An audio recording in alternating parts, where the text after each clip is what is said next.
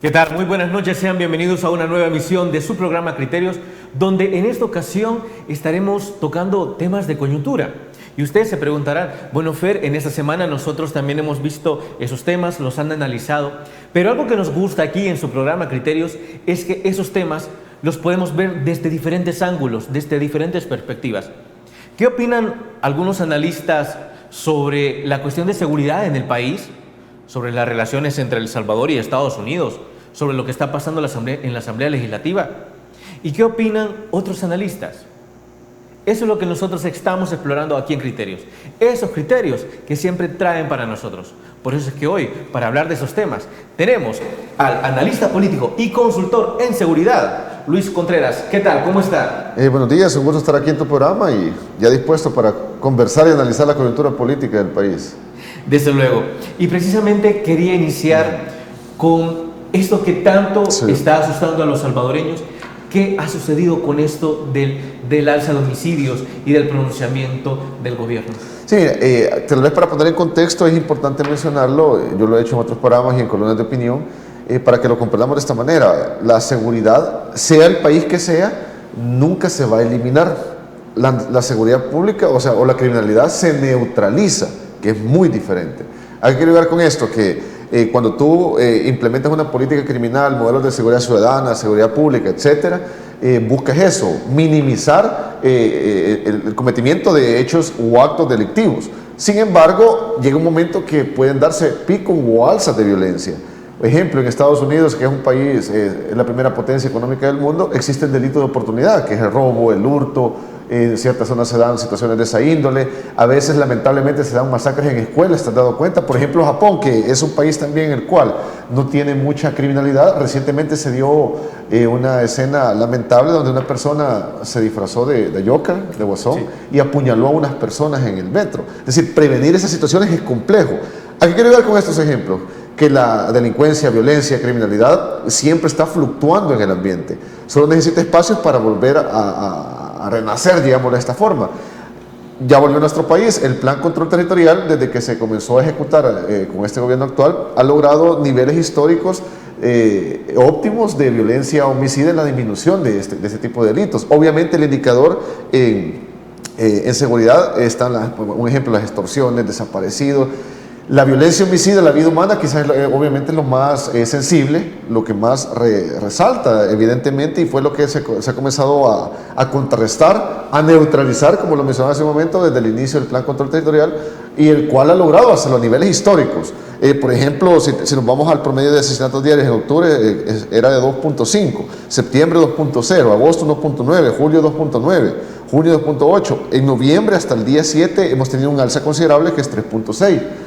Pero si nos vamos a gobiernos anteriores, para que veamos la diferencia, con el FMLN no bajábamos de 12 asesinatos diarios, 15. Es decir, era algo permanente, lamentablemente, inclusive a tal grado que en el 2015 llegamos a ser el país más violento del mundo, después de la fatídica tregua del FMLN con las pandillas, de 103 asesinatos cada 100.000 habitantes. 103 cada 100.000. La Organización Mundial de la Salud te esquematiza que si son 10 cada 100.000 habitantes es epidemia de violencia, y teníamos 103, lamentable. Obviamente se ha logrado una disminución considerable, lo menciono nuevamente. Sin embargo, hoy que se da este tipo de alza nuevamente, es un boom mediático, porque ya tenemos más de 2 años que esto no sucedía de esta forma. Sin embargo, en abril del 2020 estábamos en pandemia, comenzaba el confinamiento, bueno, estábamos en pleno confinamiento cuando se dio de viernes a domingo también un alza, no sé si te recuerdas. Sí, así es. Que inclusive el presidente Bukele mandó a las cárceles a que mezclaran a pandilleros, que se hiciera más estricto, y que medios de comunicación pusieron el grito en el cielo debido a ese tipo de medidas, las cuales han dado resultados hasta la fecha. Obviamente se ha tenido una alza considerable desde, quiero ver, miércoles, hoy es viernes.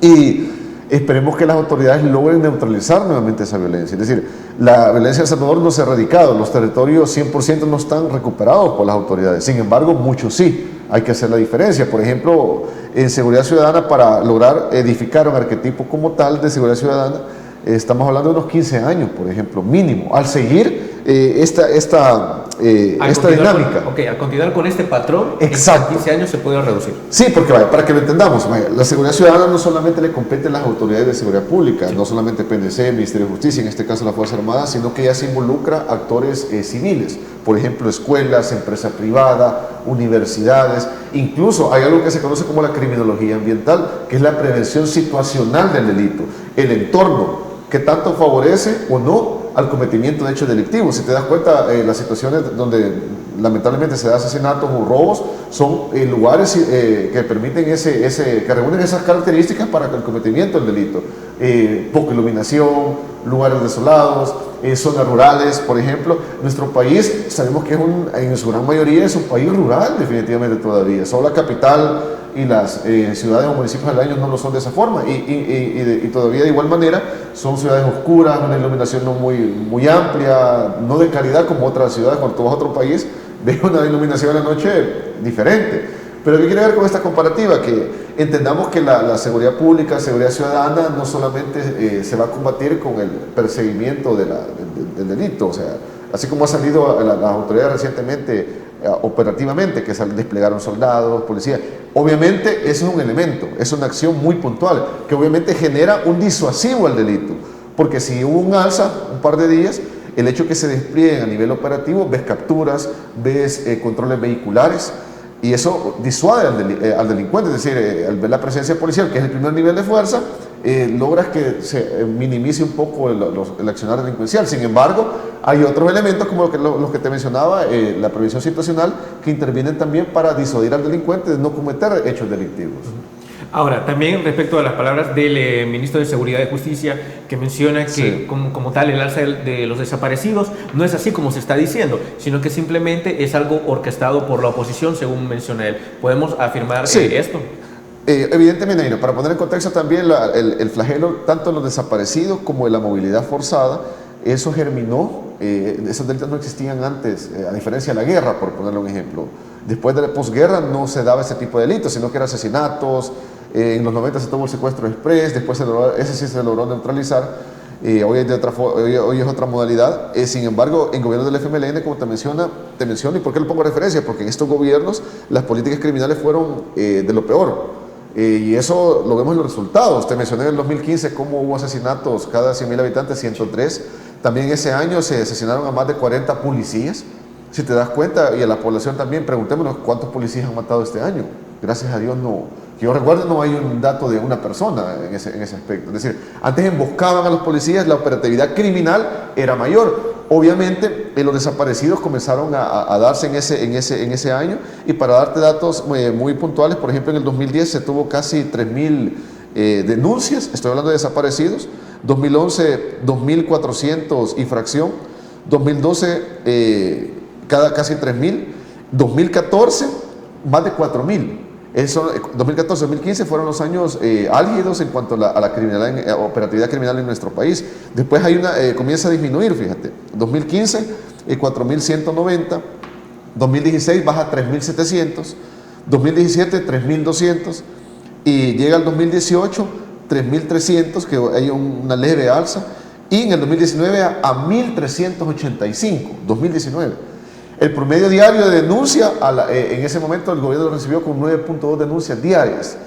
A la fecha, en octubre, se tiene el promedio de denuncias de 4.0. ¿Qué te dicen los datos? Que ha disminuido.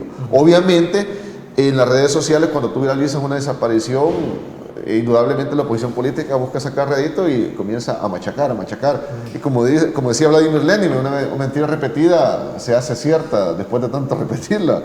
Y no estamos negando el fenómeno, este flagelo que esté pasando. Sin embargo, que esté al alza no es cierto. Obviamente, como la violencia homicida ha disminuido, se quiere potenciar como que existen aparentemente más desaparecidos, pero si te bajan los datos oficiales, no es cierto. ese dato. Ok, la siguiente pregunta que quiero hacer va encaminado en si actualmente se están aplicando mecanismos de prevención de la violencia. Pero eso después de nuestra siguiente pausa comercial. Ya volvemos.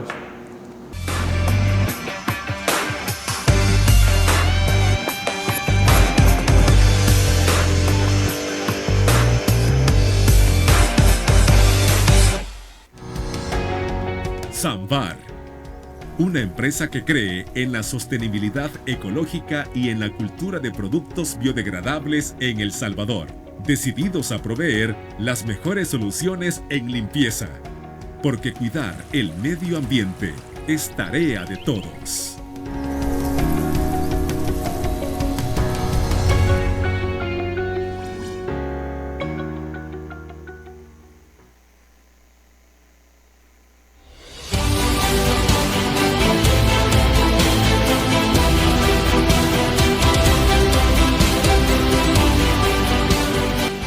Nuestro compromiso, nuestra pasión, son algunas de las cosas que nos caracterizan como salvadoreños. Farmacia La Buena, la farmacia de todos.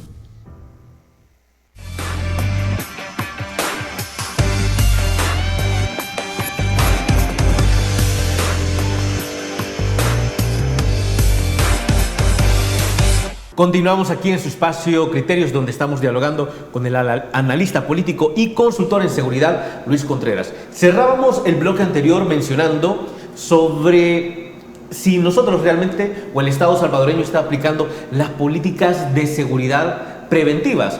¿A qué me refiero con esto? Actualmente, o en el bloque anterior, estamos dialogando que hay políticas de seguridad paliativas, es decir, para tratar de disuadir a los delincuentes de cometer el delito. Pero ahora lo que nosotros queremos saber como tal es si existen mecanismos de prevención de la violencia. ¿Qué nos puede decir, Luis Contreras? Sí, definitivamente, como te mencionaba al inicio, hay muchos factores que disuaden. También no solo el hecho de prevenir, también va relacionado al efecto disuasivo. Un ejemplo, si tienes un país en el cual la judicialización de los crímenes, de los delitos, es de forma eficiente, obviamente también lo piensas dos veces a la hora de delinquir. ¿A qué me refiero con eso? Cuando el sistema judicial es bastante eficiente, cuando no hay mucha corrupción, y eso lo estamos viendo, por ejemplo, ahora que se ha mejorado muchísimo eso, y está trabajando de forma más interrelacionada con la parte de la persecución del delito, porque recordemos que está la prevención, la persecución y también ya la parte de la condena, pues cuando logras comprobarle hechos delictivos a los delincuentes, así como la reinserción también, etcétera. Por ejemplo, las autoridades ahora hemos visto cómo, y me gustaría mencionar esto, cómo han estado desarticulando bandas criminales. En el pasado, si te dabas cuenta, eran más de índole pandilleril. Y cuando desarticulaban a estas estructuras criminales, no había una prueba robusta y salían a los días libres. Ahora vemos que es diferente. Eso genera un disuasivo también para los delincuentes. Y ya no solamente se está desarticulando pandillas, hemos visto también cómo se está desarticulando bandas de delitos informáticos. Y hay que mencionarlo porque recientemente muchas personas fueron víctimas también de cierto banco en el que parece ser que le robaron sus ahorros, etcétera. Aquí podemos ver cómo la inteligencia policial a nivel tecnológico es muy buena también. También hay que agregar que se ha desarticulado a mucha operatividad de narcotráfico también. La unidad STORM que se creó en la policía hace más de un año está apoyando a la Fuerza Naval y a veces poco se menciona. Otro dato interesante, hemos visto también cómo ahora se está desarticulando también, llamémosle de esta forma, bandas criminales de políticos. Vimos recientemente a un exalcalde de Arena, el día miércoles cuando lo detuvieron, o martes de esta semana, a él y otros ex empleados de la alcaldía de Zacacoyo, si no me equivoco el nombre, donde básicamente por estafa, parece que a lavado de dinero también se le atribuye, donde entregaban constancias falsas a personas para que pidieran créditos en bancos, etcétera, y lo cual no trabajaban en esa alcaldía. Es decir, y también a eso sumémosle también exfuncionarios, por ejemplo, el exalcalde de San Salvador, que está también detenido. ¿A qué quiero llegar con esta ejemplificación? Que ya no solamente podemos decirlo de esta forma, se persigue el delito común, extorsiones, sino también lo que se conoce como delitos de cuello blanco. Y eso es muy bueno también, el aspecto que ves un sistema judicial más robusto, una fiscalía con mayor fuerza también, sin medias tintas como habíamos tenido en el pasado. Para nuestros televidentes, ¿qué es, si le puede explicar qué son precisamente esos delitos de cuello blanco, para que lo tengan más claro? Definitivamente el cuello blanco se le conoce como localmente a los delitos que cometen los políticos. Por ejemplo, sabemos que hay un expresidente preso, Antonio Saca, que estafó al Estado. Es decir, son delitos de cuello blanco, así se le conoce, porque son funcionarios de alto nivel, exalcaldes que pudieron haber estafado también en su momento a la alcaldía. Vemos como el alcalde de San Salvador también está detenido por asociaciones ilícitas con pandillas y también por unas cuestiones de cuotas laborales que no las pagó en su momento, que eso es ilegal. Es decir, no es una persecución política como la quieren ver muchos. A eso sumémosle también, por ejemplo, el exministro de Economía, el señor Cáceres, que está detenido también del FMLN. Vemos también a la exministra de Salud, Violeta Mengíbar, también acusada de ciertos delitos que son de gobiernos anteriores. Aquí podemos ver que el sistema está funcionando y obviamente si son inocentes o culpables se les tiene que comprobar. Pero en otros países, por ejemplo en Guatemala, no pasaba eso, por eso se creó la CICIG en su momento. Acá vemos cómo el andamiaje institucional todavía funciona y qué bueno que esté mejorando y no tenga preferencias en el aspecto que cuando son políticos no vas a perseguir el delito y cuando son gente común sí. Este es un punto importante. Y volviendo a la cuestión de prevención, sí existe obviamente, sin embargo es complejo. Nuestro país, yo te mencionaba que la parte situacional, el entorno, muchas veces no favorece para la prevención del delito. El día a día de una ama de casa, por decir algo, una persona que trabaja en oficios varios, en zonas que tiene que atravesarse, por decirlo de esta manera, zonas peligrosas de alta delincuencia, no es sencillo, más si es mujer, es más vulnerable. Por eso es bastante complejo en el aspecto de que no se trata solamente del Estado que va a prevenir o a implementar una campaña de concientización sobre la violencia, sino que también nosotros como civiles debemos de poner en práctica ciertas conductas que nos van a permitir anticiparnos a un hecho delictivo, anticiparnos a una amenaza. Obviamente esos son hábitos que se van generando. Y muchas veces se necesita esa orientación que tú mencionas de parte del gobierno, pero a veces más puntualmente de personas que conozcan sobre el tema para que a estas personas que viven en zonas peligrosas sí. Las puedan empapar de en qué consiste la prevención del delito o identificación de sospechosos, por ejemplo. Por ejemplo, usted mencionaba sobre la CICIG en Guatemala y al final, pues nosotros sabemos que las CICIGs pues ya no está acá. ¿A qué quiero llegar con esto? Nosotros podemos estar seguros de que las instituciones, nuestras instituciones son lo suficientemente fuertes para perseguir o prevenir los delitos sin necesidad de otra institución como lo fue las CICIGs. A comparación de Guatemala, nunca hemos llegado a ese nivel. En cuestión institucional, las instituciones gubernamentales no son perfectas, pero son perfectibles. Quiere decir que tienen un mejoramiento a través del tiempo, es decir, nunca va a llegar un momento que podemos decir son 100% efectivas, es bien difícil. Sin embargo, se van mejorando y de eso se trata. Por ejemplo, si nos vamos a seguridad pública, ahora se conoce como el gabinete ampliado. Esto viene desde la pandemia, si te recuerdas. Quizás para poner en contexto a la población, la policía y el Ministerio de Justicia no trabaja de forma aislada con el ejército y la fiscalía. Hoy vemos un frente común, si te das cuenta, si le podemos llamar de esa forma. ¿Podemos ver un equipo coordinado? Exacto. De forma sistemática trabajan con ese andamiaje de seguridad, obviamente acompañamiento a la Fuerza Armada, la Fiscalía, y eso es muy bueno porque no es islas trabajando de esa forma, más cuando es una cuestión tan delicada como lo es la seguridad. Y en el pasado, en gobiernos anteriores, quizás a nivel de estas instituciones se buscaba más protagonismo personal de ciertos funcionarios, ahora es diferente. Ves a un ministro en conjunto con de seguridad con el de la Fuerza Armada, de defensa, con el fiscal también actual, que ha tenido mucho protagonismo también en esta desarticulación de bandas.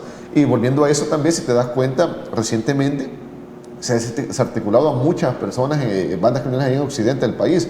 Ayer hemos tenido también eso con el alza de homicidios y con lo que tú mencionas con respecto a la institucionalidad, eso va fortaleciendo porque están dando resultados. Aquí puedes ver una eficiencia de esas instituciones específicas. Y en otros rubros de igual manera, si te vas a salud también, el manejo de la pandemia, por ejemplo, inclusive la Organización Mundial de la Salud ha reconocido que El Salvador ha hecho un buen manejo de la pandemia. Y es un efecto concomitante que va intrínsecamente relacionado con otros ministerios, educación, economía, como El Salvador va a crecer en 9.0 este año según el Fondo Monetario Internacional y el Banco Mundial, y esos son datos de organismos internacionales, que va relacionado, obviamente ese crecimiento económico no es que el Ministerio de Economía lo ha logrado solo, por decir algo, sino que es el manejo de la pandemia. Los logros de seguridad pública. Es el resultado de un manejo en conjunto. Exacto. Las políticas públicas de un gobierno son de esa forma porque te generan un efecto dominó. Cuando hay alza criminal, Y si eso se mantiene, la economía va en declive también, porque la inversión extranjera se va del país y la inversión local cierra localmente, pues porque no hay una seguridad pública. En cambio, hemos visto la diferencia también, el manejo de la pandemia de igual manera, la oxigenación que han tenido también muchas empresas de parte de Bandesal, del gobierno, debido al COVID-19, cuando se tuvo la cuarentena. Todas esas políticas han logrado una mayor eficiencia y lo ves en los resultados en la parte económica. Bueno, la población puede hasta indagar esto. ¿Cuándo El Salvador en años anteriores habíamos crecido después de Panamá? Económicamente, nunca. Con el FMLN no pasábamos del 2%, sin pandemia, para que veamos una enorme diferencia al gobierno actual. Entiendo. Entonces, siempre en cuestión de seguridad, nosotros estamos hablando que actualmente las instituciones, a pesar, como usted dice, no son perfectas, pero son perfectibles, podemos decir que están más sólidas que en el pasado debido a, este trabajo conjunto. No, definitivamente. Por eso les menciono, cuando ya obviamente buscan delegitimar, desprestigiar las políticas criminales actuales, es porque obviamente la oposición tiene que montarse en un caballito que le permita correr nuevamente. Porque no podemos desvincular esto, tristemente, digamos de esta forma, de la parte política, en el aspecto que la oposición necesita renacer. Sin embargo, si tomamos ese análisis político, ya no tiene opción alguna para la próxima elección. Estamos a menos de 3 años. Preguntémonos, según las encuestas, la coyuntura política, ¿qué partido actualmente de oposición tiene el apoyo popular para contrarrestar al partido Nuevas Ideas? Ninguno. Es decir, ya se quedaron atrás con eso, se ha quedado con las marchas, atacando al gobierno, es decir, no con una estrategia coherente. Obviamente buscan delegitimar con la cuestión de desaparecidos que han aumentado, lo cual vemos con los datos que no es cierto, pero vemos la diferencia cuando ellos fueron gobierno, fueron políticas fatídicas, como unos gobiernos del FMLN, de Arena, quieren corregir la plan de seguridad pública cuando ellos fueron un fracaso total. Eso no se puede permitir, obviamente. No vas a seguir consejos de gobiernos que fracasaron en su momento. Y hablando de seguridad y partidos políticos, pues nosotros ahora nos corresponde tocar el tema sobre qué está pasando dentro de la bancada CIAN. ¿Se han sobornado verdaderamente a los diputados? ¿Se va a separar el partido? ¿Siguen siendo una unidad? Eso lo veremos después del corte comercial. Ya volvemos.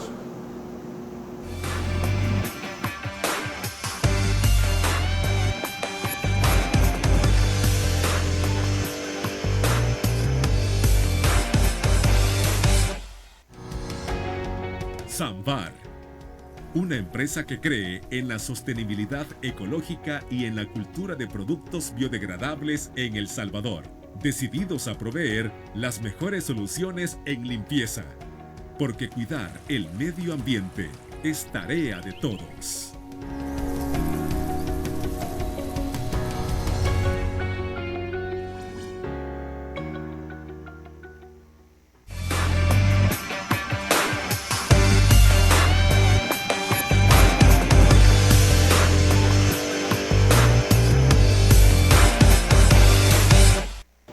Cerrábamos el bloque anterior dialogando sobre los mecanismos de prevención de delito, los mecanismos de prevención de la violencia, y nuestro analista político llegaba a la conclusión de que precisamente ahora las instituciones están mejor, dado que no trabajan por separado, sino que es verdaderamente un equipo articulado de prevención de la violencia. Ahora, en este bloque corresponde hacer énfasis en qué está pasando en la Asamblea Legislativa y precisamente con el partido Nuevas Ideas. ¿Será que, como tal, en la bancada CIAN alguien externo ha sobornado a algunos de sus diputados? ¿Son correctas las medidas que ha tomado Nuevas Ideas para separar a 2 de sus diputados? ¿Cuál es su criterio, analista? Sí, si te das cuenta, en la parte política, yo antes de la pausa mencionaba que hoy por hoy no hay partido que pueda hacerle contrapeso. Y esto es una licencia política, es decir, hemos hablado de los pasionismos, el fanatismo, lo que sea. Las personas que nos ven sabemos que pueden ser pro o contra el gobierno, sin embargo, vale la pena este análisis para que nos entendamos de esa forma.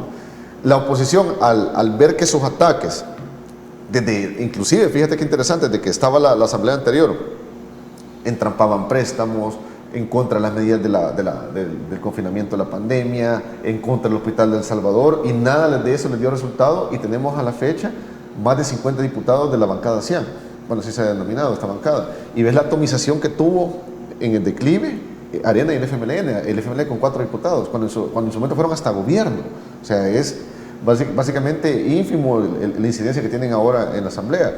Y hablando de paso, que hay incluso diferencias entre... Sí, entre esos cuatro. Es decir, y ves una incoherencia total en sus comentarios desatinados, llamándole dictadura al gobierno de nosotros y felicitando a Daniel Ortega por la victoria. Es decir, algo risible. Y por sus situaciones así, la población ya no les tiene credibilidad alguna. Entonces, ¿qué buscan hacer? ¿Cómo buscan entonces lograr resurgir nuevamente? Haciéndolo de forma deshonesta, porque muchos hablan de que estos dos diputados obviamente sí tuvieron esa reunión y llamada con este señor Roy García, el que vive en la diáspora, de Estados Unidos, del partido político PAIS. Ahí pueden ver cómo hay un interés político. Él dice que ahí lo buscaron para mediar, pero preguntémonos primero, ¿y él quién es para estar de mediador? Es decir, ¿es algún funcionario? ¿Qué representa? Primero, obviamente cuando te vas a indagar tiene un partido político, es una conveniencia para él. Más que hoy existe el voto en el exterior, ya se aprobó, inclusive con esta asamblea, y menciona que la embajada lo está apoyando, la embajada se desvinculó de eso. Sin embargo, ahí puedes ver cómo de forma deshonesta busca básicamente comprar votos y dividir a la fracción cian. Y hubiera sido con Arena, por ejemplo, o con cualquier partido político, esos son mercenarios, no son diputados los que hicieron eso. Y esta persona también está haciendo algo deshonesto también en buscarlos de esa forma. ¿Por qué? Porque no puede vencerlos en las urnas de forma honesta. Y por eso me gusta poner en contexto de esta forma esta situación, porque no podemos validar ni la reunión que tuvieron diputados, ni lo que hizo la otra persona también. Es decir, ¿cuál entonces es la nueva propuesta de una posición política que quiere llegar al poder? Haciendo cosas de esta forma, deshonestas, como se hacía en el pasado. Al darse a conocer esto, este señor García ha perdido credibilidad alguna a su partido en Estados Unidos, porque obviamente estamos dispuestos, la Constitución no permite más partidos políticos nuevos, sin embargo, no que hagan este tipo de situaciones, indudablemente. Y qué bueno que la bancada CIAN marginó a estos diputados mientras se dan las investigaciones. En su momento se puede dar una expulsión, qué sé yo, y sería bueno para sentar un precedente. ¿Por qué te lo menciono esto? En años anteriores, por ejemplo, cuando se creó Gana, fue una separación de Arena. Y como se dio esa permisividad, se ha seguido haciendo. Después te recuerdas unos 5 diputados que se separaron, que se llamaban Unidos por El Salvador. Es decir, eso no tiene que estarse permitiendo, esa dinámica. Y por eso es que es bueno que siente un precedente de nuevas ideas y obviamente no permita este tipo de situaciones. No me refiero por la fragmentación de ese partido, no, sino que son funcionarios elegidos por el pueblo, en este caso diputados, y que estén vendiendo sus votos a costa de una supuesta residencia. Y qué lamentable esos audios, uno hasta mencionando que se va a llevar hasta el perro. Es decir, y estos funcionarios son los que eligió el pueblo. Por eso es que bueno que la bancada CIAN los haya separado. Y que en su momento obviamente pueda haber un cambio de estos funcionarios en la próxima elección. Porque al ser diputados titulares tampoco los pueden remover así por así. Sin embargo, la población ellos ya quedaron en evidencia ante la población de realmente qué es lo que buscaban al llegar al poder. Porque realmente el poder, si no lo puedes manejar, pasa ese tipo de situaciones. Es decir, es una tentación, obviamente, así como hemos visto en funcionarios del pasado, Antonio Saca, Julio Ram, que en su momento se prestaron a la corrupción, cómo han terminado. Ahora, precisamente, el presidente Nayib Bukele mencionaba que este tipo de delitos se paga con cárcel. En efecto, ellos tienen la posibilidad. Sí, bueno, yo no soy abogado, pero los abogados estaban mencionando que han caído en cohecho propio, parece ser la figura que quieren, porque hay un soborno de por medio. Es decir, eres funcionario y te están ofreciendo dádiva básicamente para inferir en tu voto o no voto, por ejemplo, por decir algo, no votar por un préstamo, etc. Ya hay un soborno por medio. Y por eso sería importante que se llegue hasta las últimas circunstancias de estos hechos. En el aspecto que primero sería removerles el fuero y la etapa de investigación. Y básicamente hoy se puede dar fácilmente. La mayoría la tiene nuevas ideas y quitarle el fuero a 2 diputados no sería ningún problema. Y que se dé una judicialización, obviamente con pruebas, etcétera, y llegar a los hechos. Inclusive para este señor también que intentó sobornarlo, que si te das cuenta recientemente se dio a conocer que él anda prácticamente huyendo en ese aspecto, que está en un país centroamericano pero no quiere dar a conocer su ubicación, y un medio de El Salvador lo entrevistó a través de vía Zoom, si no me equivoco. Y es eso, es decir, él sabe que no ha hecho algo bueno y se quiere escudar diciendo que es un perseguido político. Tú sabes la cantaleta de siempre. O sea que todos son perseguidos políticos cuando cometen hechos delictivos. Ves a Mauricio Funes, ves a Salvador Sánchez Serén, todos son perseguidos políticos. Pero hay que llegar con esto, que sería importante sentar un precedente con respecto a eso. ¿Por qué? Porque si se logra una condena o no, pero por lo menos el proceso se lleva a cabo, cualquier funcionario lo va a pensar 2 veces antes de reunirse o aceptar una dádiva de este tipo. Por ahí andaban rumores también respecto a que eran un total de 20 diputados de la bancada Cian los que tenían diferencias entre sí mismos. Nosotros esto también lo podemos ver como un rumor meramente nacido de la oposición. Habría que indagar, como te digo, a mí no me extrañaría porque recuerda que, bueno, somos seres humanos, indudablemente, y no vamos a estar de acuerdo con todo, por ejemplo. Si tú me preguntas, por ponerte un ejemplo, las políticas gubernamentales actuales a mí me han parecido la inmensa mayoría. Tal vez la ley Bitcoin. En mi caso yo no hubiera pensado que se implementara como ley. Tal vez una promoción de la criptomoneda, sí, pero no como ley. Esto vino a confundir a las personas. Sin embargo, por ponerte un ejemplo, con eso también no estoy muy de acuerdo. Y de igual manera en partidos políticos, ya sea Arena, el FMLN, hay desacuerdos también. Pero como es un partido que tiene amplia mayoría, tiene la aritmética a su favor en la asamblea, obviamente la oposición busca cascaritas, llamémosle de esta forma. Ve, están divididos, ve, se van a separar. O sea, ¿me entiendes a lo que voy? Para generar una crisis mediática. Pero obviamente que haya digamos, discrepancia de opinión o de pensamiento, no significa que vas a llegar al hecho de renunciar a ese partido. En cambio, ellos sí se dieron ese paso más allá de reunirse todavía con esta persona, de estar mencionando que iban a favorecer a esa división. Ahí estamos hablando de otra cosa, porque ellos ya se prestaron a ese juego deshonesto. Pero que yo como diputado, por decir algo, no esté de acuerdo con algo, no quiere decir que me voy a salir del partido en su momento. Es decir, es como un trabajo, que el trabajo te mete presión en una empresa y a veces no vas a estar de acuerdo con todo. Sin embargo, que llegas a renunciar, del dicho al hecho hay mucho trecho, como dicen, es decir, no va a ser de la noche a la mañana. Sin embargo, estos diputados, los dos de Cabañas y el otro no recuerdo de qué departamento es, sí dieron ese paso. Y habría que ver cómo buscaban fragmentar también, obviamente con dádivas, ofertas, y como te digo, ahí depende la ética de cada uno de estos diputados de haberlo hecho no en su momento. Podemos visualizar que a futuro esto no se va a repetir dentro de la bancada Cian. No solamente en la bancada Cian, lo ves en Arena, cómo están renunciando muchos. El exdiputado José Andrés renunció recientemente, el exalcalde del FMLN. En política todo puede pasar. Fíjate que hay un dicho muy interesante donde dicen que solo en política los ríos vienen en reversa. Te puedes esperar cualquier cosa, lo imposible. Y eso sí es, no pueden vaticinar, eso ya nunca va a volver a pasar.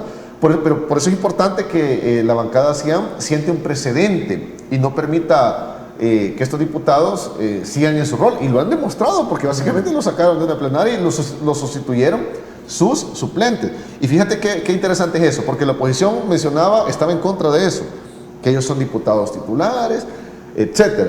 Pero desde el momento que tienes unos audios y que básicamente querían favorecer con sus votos para entrampar las políticas gubernamentales, ahí hay algo nocivo para el país. Por eso es importante que los hayan sustituido con los suplentes. Me encantaría saber ahora cuál es su pensamiento y su criterio respecto a la propuesta de ley de agentes extranjeros. No me responda ahora, sino después de la pausa comercial. Ya volvemos.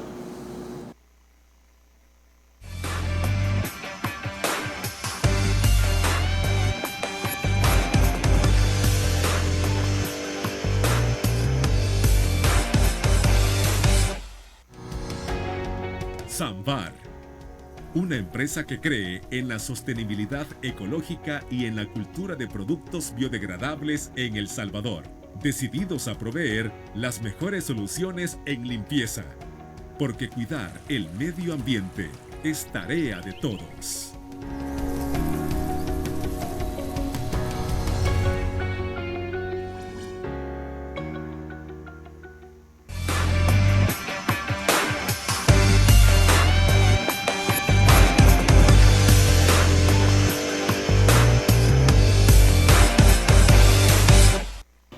Algo que ha dado mucho de qué hablar esta semana es la iniciativa de ley de agentes extranjeros. ¿A qué me refiero con eso? A esa iniciativa propuesta en la cual lo que se busca es salvaguardar la soberanía de nuestro país, evitando el financiamiento del terrorismo y el financiamiento político o cualquier otro tipo de injerencia que pueda afectar la estabilidad social o la seguridad del país. Ahora bien, con esto han surgido dos vertientes. La primera es que el país camina hacia una ley como la de Nicaragua, donde se dice, pero es que allá casi que cualquier cosa es catalogada como terrorismo, eso por un lado, pero por el otro lado se menciona, bueno, ¿por qué si Estados Unidos también tiene una ley similar para evitar el terrorismo, para evitar que se financie cualquier tipo de campaña política, ¿por qué no se puede dar en El Salvador? De eso hablaremos ahora, en este segmento. ¿Qué nos puede decir respecto a esta iniciativa de ley? Fíjate que tú con ese planteamiento lo has expuesto muy bien para retomarlo, porque preguntémonos, la oposición ha buscado desvirtuar también esta propuesta, pero mira, si nos damos cuenta, en los primeros segmentos que estuvimos hablando, la oposición ha criticado absolutamente todo lo que el gobierno promueve. El Hospital de El Salvador, el Plan Control Territorial, las computadoras que se entregan, los proyectos Cubo, todas las políticas del gobierno son malas para la oposición. Y sin embargo, en las urnas hemos visto que para la población son buenas, porque hay un apoyo popular enorme. Obviamente, esta nueva ley no le va a parecer a la oposición política, porque si nos damos cuenta, a través de muchas ONG, ha habido un financiamiento de por medio, tanto para gente del FMLN como para gente de Arena, y obviamente llega un momento que son hasta amigos, pues, indudablemente, y de ahí también salen hasta posibles candidatos en su momento, etcétera. Y lo que se busca con esta ley es eso, de que no haya una injerencia deshonesta, llamémosla de esta forma, de estas ONG apoyando a la oposición política. Porque obviamente una ONG busca es no gubernamental y también que sea de carácter imparcial. Sin embargo, esta ley permite que las que tienen una función social no tengan ese impuesto, etcétera, porque hacen eso, una función social. Y hay muchas también en el país, así como a nivel de Latinoamérica. Y eso es lo importante. Y tú lo mencionas, ¿por qué Estados Unidos la tiene y aquí no? Si queremos tener un desarrollo óptimo de primer nivel como país, hay que emular lo que hacen otros países. Hoy que estás emulando una ley que tiene la primera economía del mundo, que es Estados Unidos, hoy resulta que es malo para la oposición. ¿Me entiendes a lo que voy? Por eso es importante emular cosas que sí nos pueden dar ese beneficio a nivel político como país. El desarrollo de los países no solamente es económico, sino que también con ese tipo de situaciones, porque así evitas una injerencia perniciosa de por medio de este tipo de organismos que se pueda dar. Y lo hemos tenido, por ejemplo, inclusive cuando, bueno, para nadie es un secreto, pues cuando el presidente ha tenido sus encontronazos con este señor de Human Rights, el señor Vivanco, es una ONG internacional que obviamente busca injerencia en los países, tiene financiamiento pernicioso también para buscar, por ejemplo, legalizar el aborto en los países. Y obviamente el presidente sentó posición con respecto a eso y la bancada hacía que no se iba a legalizar el aborto y comienzan las ONG a tratar de presionar, ¿me entiendes? Ese tipo de injerencia no es permitido y lo peor aún cuando son temas sensibles que está de por vida la vida de muchos salvadoreños, que en este caso es la vida más inerme, que son los bebés dentro del vientre materno, por ponerte un ejemplo. Respecto a salvaguardar la soberanía nacional con esta iniciativa de ley, nosotros ahí estamos tratando de evitar algo que ya se había vulnerado antes, como lo es nuestra soberanía, o simplemente estamos camino a una prevención como tal. Sí, mira, la cuestión de la soberanía, indudablemente, siempre, no significa que el presidente Bukele se va a pelear con todos los presidentes, no hay que confundirnos. A lo largo del tiempo de los años pasados sabemos que, bueno, por ejemplo, Estados Unidos, y no solo Estados Unidos, la Unión Europea, países que tienen un poder económico, condicionan a los países como los nuestros para ciertas políticas, y para nadie es un secreto, pues como el país del norte, Estados Unidos, a nivel de Latinoamérica ha tenido ese condicionamiento siempre. Por eso tuvimos en su momento el socialismo del siglo XXI, con Hugo Chávez, etc. Sin embargo, no significa que eso sea el camino correcto tampoco, sino que es un equilibrio a nivel de política internacional. O sea, es decir, que no nos condicione porque nos dan un préstamo, ustedes van a hacer esto y lo otro. Es decir, no se puede permitir ese tipo de situaciones. Tampoco estamos diciendo que el presidente se va a pelear con el presidente Biden en ese aspecto. Pero si te das cuenta, cuando se dio el cambio político en Estados Unidos, es que se tuvo más álgidos estos problemas a nivel de relaciones, porque con el Partido Republicano no era de esa forma. Si te das cuenta, los demócratas tienen esa cuestión de mayor injerencia, incluso a nivel del Medio Oriente, por ejemplo, de países, ya lo subimos en su momento con Irak, etcétera, como ellos también hacen esas invasiones a los países. Donald Trump no invadió ningún país. El expresidente republicano no hizo nada de ese tipo, y si te das cuenta, la política internacional de los demócratas buscan mayor injerencia y a la vez no tienen mucho éxito.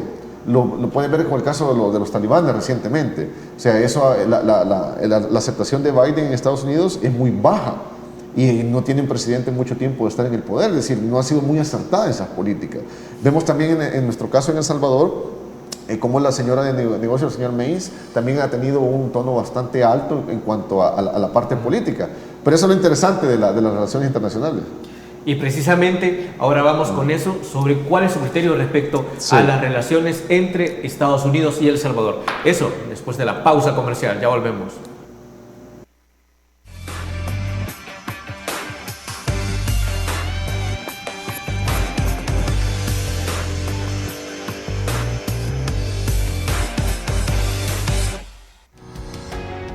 Samvar, una empresa que cree en la sostenibilidad ecológica y en la cultura de productos biodegradables en El Salvador, decididos a proveer las mejores soluciones en limpieza, porque cuidar el medio ambiente es tarea de todos.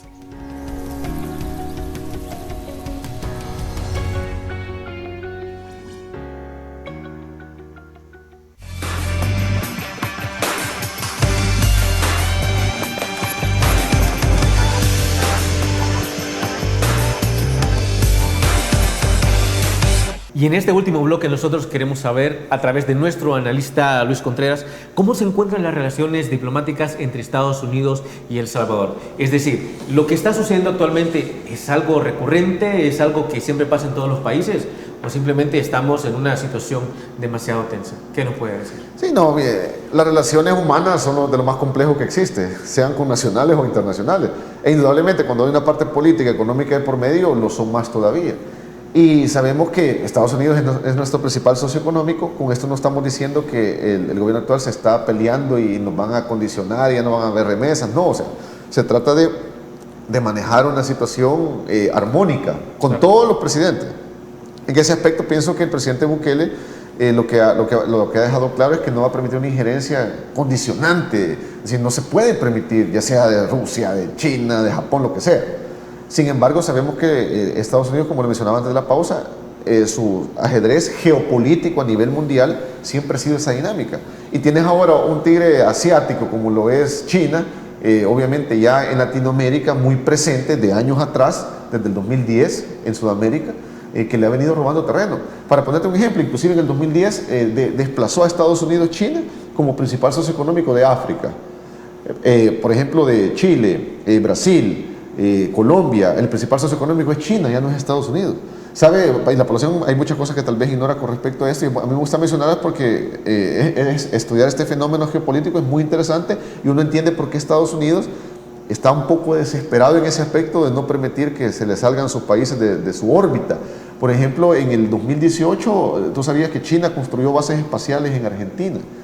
Hay bases espaciales en Argentina y pocos lo saben. Es decir, ha tenido un acercamiento Xi Jinping, el presidente chino, con Sudamérica desde el 2010 a la fecha. Inclusive en el 2015 le prometió inyectar, no recuerdo la cifra, en cuanto a dinero para ayuda económica, para ayuda en los países en proyectos sociales. Y eso es muy bueno. Han hecho ejercicios militares con Chile, con Brasil. Ha invitado a ministros de defensa china para reuniones de esta índole, lo que ha hecho Estados Unidos siempre.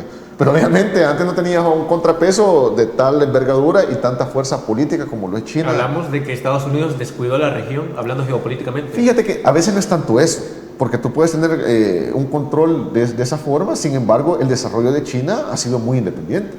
La cantidad de personas que hay en ese país han sabido como potenciar ese número de personas para la cuestión laboral, y ha crecido económicamente. Pudo haber sido China, pudo haber sido Japón, otro país. Y ahora viene obviamente como una amenaza, no me refiero a una guerra, pero sí a acercamientos políticos. Ok. Luis Contreras, entiendo que tenemos muchísimo de qué hablar, sí, definitivamente. Pero lamentablemente el tiempo se nos ha terminado. Sí. Ha sido un honor tenerlo por acá para dialogar esos temas tan importantes. No, estamos a la orden, y un saludo a tu audiencia. Y a ustedes, amigos televidentes, muchísimas gracias por habernos acompañado en esta noche. Les deseamos que pasen un buen fin de semana y recuerden que el criterio más importante siempre lo tiene usted. Feliz noche.